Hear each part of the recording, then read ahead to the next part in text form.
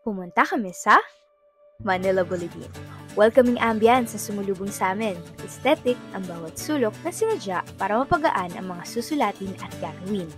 Bago pa mag-umpisa, puno na ako ng kaba. Pero, naalis yun, ang sermon ay aming matagalang nakasama. Wala pa masyadong tao sa opisina. Ang karamihan daw pala kasi ng mamamahayag ay nangangalap pa ng balita sa umaga. Hapon sila magpapasa at ang balita ay daraan sa maraming yugto ng mga editor. At pagpatak ng alas 6, magsisimula na ang printing process. Nakatutuwang mapalapit sa mga makinarya, mga papel na gagamitin at mga dyaryong muling ibebenta. Alas 8 ng gabi pala ito kinukuha upang dalhin sa bawat sulok ng bansa. Ngunit bago matapos ang lahat, sa sermon ay nag-iwan ng paalala. Paalalang maging masaya sa paglilingkod sa masa at magpatuloy sa pangarap na tinatamasa.